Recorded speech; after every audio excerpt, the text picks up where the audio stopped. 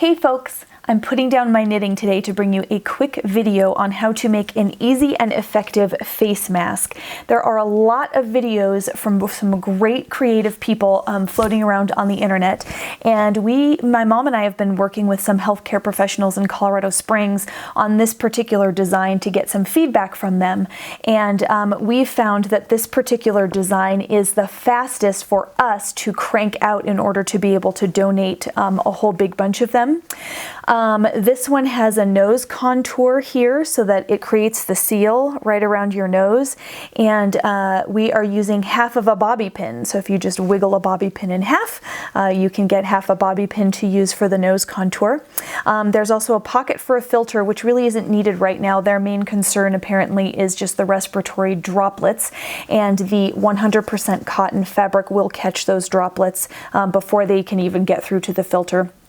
You don't have to pre-wash any of your fabric before you make these, because they are simply going to sterilize them by laying them in an alcohol bath, and then they're just going to hang them up to dry. There is a copy of this pattern in PDF format on my website, which is Aurora Talks Knit, and if you go to the homepage, you'll see a link there. So let's get started. First, you'll need two contrasting pieces of fabric cut 9 inches by 6.5 inches. Then you'll need 2 pieces of 1/4 inch elastic cut 7 inches. And you'll need half of a bobby pin that you've unfolded and wiggled in half. We're going to iron the 9-inch edge of each piece of fabric over 1/4 inch. Then we're going to fold it over a second time and iron it a second time. Please make sure you do this with both rectangles of fabric. Now we're going to top stitch those folds into place. You want to sew very close to the fold that you created on both of the rectangles. Now it's time to place the bobby pin. Take the rubber end and insert it into the seam you just made. Wiggle it all the way down the seam until it's in the center. You can make sure it's in the center by bringing the two edges together. Now we're going to tack it into place. Being sure not to run over the bobby pin with your needle, you're going to do a quick little tack so that it doesn't slide around in that seam. Do that on both sides of the bobby pin to secure it in place.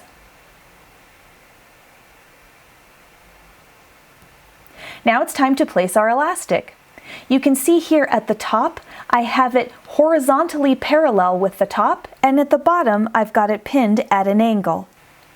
Now I can take my other piece of fabric and put right sides together, sandwiching the elastic inside. If you don't want a pin, this is how I do a little shortcut. You can actually just place your piece of elastic at the top right before you sew. You can tuck it underneath your foot, and of course we're leaving the top open, so we're going to do a back stitch and sew straight down the side. Once you get near the bottom corner, you're going to fish the piece of elastic out, find the other end, set it at an angle, close the fabric over the elastic, and then you can turn the corner and continue sewing across the bottom.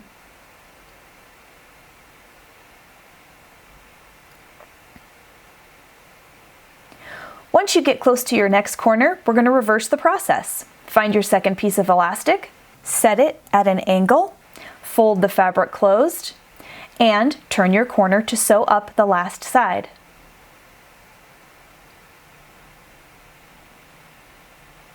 Again, once you get to the top, please make sure the second piece of elastic is parallel with the top of the fabric. And because we're leaving the top open for the filter, we're going to backstitch right here, leaving the top open. Now it's time to turn the whole thing right side out, and you can pull on the pieces of elastic to get the corners nice and flat. Then, with an iron, and being careful to avoid ironing the elastic, we're going to press the 3 sides you just sewed. It's time for the pleats. I'm starting at the top near the opening, and I want to make sure that my pleats fold down and away from the opening. I also want to make sure that my pleats are approximately 1/2 inch wide. Once I have my first 1/2 inch pleat, I'm going to go ahead and place a pin. Then I can do my next 1/2 inch pleat. You can't get them exact, but you can see I wiggle it around here until it looks pretty close.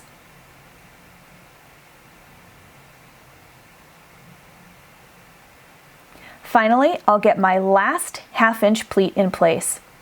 Once all 3 of the pleats are in place, it's going to reduce the side of your mask, and the side of your mask from top to bottom should be about 2.5 inches.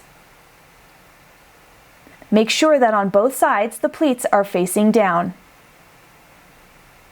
Now it's time to do our final top stitch all the way around the mask.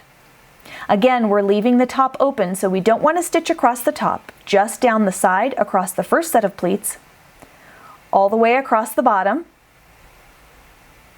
and up the other side, securing the second side of pleats in place. You can see I'm being brave and sewing over pins. You want your nose contour to be rounded just like this. So when you go to fold it, you don't want to fold it directly in half, but you want to gently bend it into that nice curved U shape. That way you get a nice seal on the nose. You can use your finger to help make sure that U shape happens as you bend it. Now you've got a mask with a great U-shaped contoured nose, a lining for the mouth, and a pocket for a filter if needed. And that's all there is to it. Once you get going, after cutting a big bunch of them, they go really, really fast. So thank you all for donating your time and your supplies to this cause, and please stay well.